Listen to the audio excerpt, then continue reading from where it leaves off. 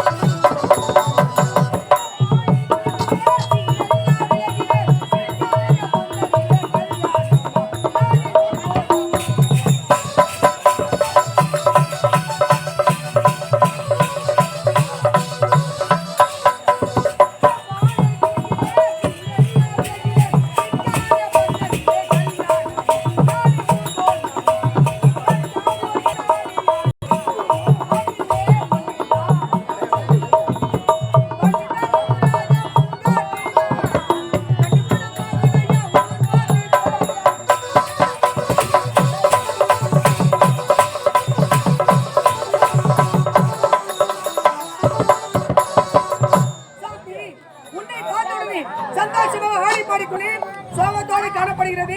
அதுக்கு என்னமா காரணம்? அம்மா என்னமா என்ன காரணம் தெரியுமா? சொல்லுமா. நீங்களா வேலை தேடி வெளியே சென்று விட்டீங்களா? ஆமா. இந்த புதிய குடிசையில் சமைப்பதற்கு தண்ணீர் கிடையாது. சரி, அதோ தெரிய குலக்கு அனைவரும் உன்னை பார்த்து ஏளனமாக பேசுகிறார்களா? உன்னை பார்த்த உடனே அப்படி என்னமா பேசிக் கொண்டிருக்கிறார்கள்? என்னமா இவளே சின்ன சிறிய பெண்ணாக இருக்கிறாரு.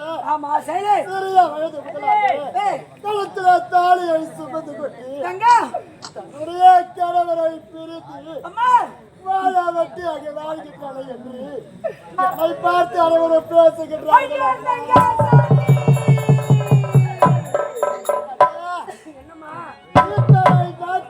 ஒன்னிடத்தில் கேட்காதவற்றை நான் கேட்கப் போகின்றேன். இந்த அண்ணனிடத்தில் என்னமா கேட்க போகிறாய் தங்கா? என்னை தொட்டு தாலி கட்டிய கணவர் யார் என்று கூறுகிறேன்.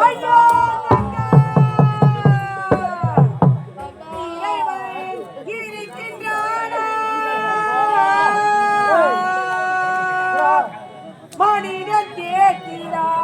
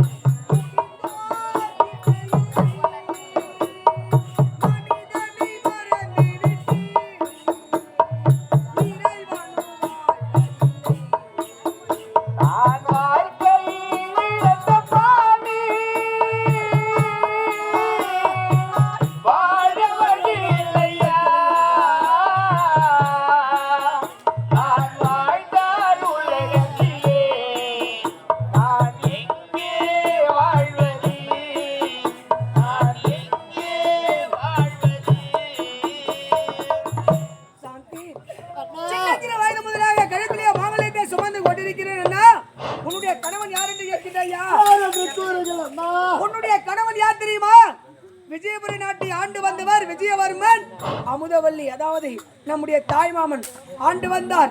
அவருடைய ஒரே மகன் ஒப்பற்ற மகன் விஜயந்தாமா உன்னுடைய கணவன் அம்மா. அண்ணா மாமன் மகன் என்னுடைய கணவரா? ஆமா, என்னுடைய கணவர் இதுவரை என்னை பார்க்க வரவில்லையே அண்ணா. சாந்தி, உனக்கு திருமணம் நடக்கும் போது என்ன வயது தெரியுமா? உனக்கு 5 வயது, நம்முடைய தாய்மாமன் மகன் விஜயனுக்கோ 7 வயது.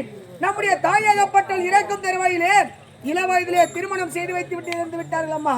அன்று சென்றார்கள் விஜயபுர நாட்டுக்கு. இன்று வருவார் நாளை வருவார் என்று எதிர்பார்த்து கொண்டிருக்கிறேன். ஆனால் இது நாள் வரையும் யாருமே வந்தது கிடையாதம்மா. நேற்றுதான் விஜயபுர நாட்டிலே இதுவே வந்தது. அயல்நாடு சென்ற விஜயன் பட்டப்படிப்பை முடித்துவிட்டு தாயகம் திரும்பி வந்து விட்டானாம். உடனடியாக நம்முடைய அமரபுரி நாட்டுக்கு வந்து உன்னை அழைத்துக் கொண்டு மீண்டும் விஜயபுர நாடு செல்ல போகிறான் என்று லிகிதம் வந்திருக்கிறது. யாராவது வருகிறார்களா என்று எதிர்பார்ப்போம். வேலை தேடிய காரணத்தால் அண்ணனுக்கு அதிகமாக பசி எடுக்கிறது. சாப்பிடுவதற்காக குடிசையில் என்னமா இருக்கிறது? அண்ணா நம்முடைய குடிசையில் பையன் சாததால இருக்கிறது. அப்படியா? இருவரும் பகிர்ந்து கொள்ளலாம். புறப்பட்டு வாமா போகலாம்.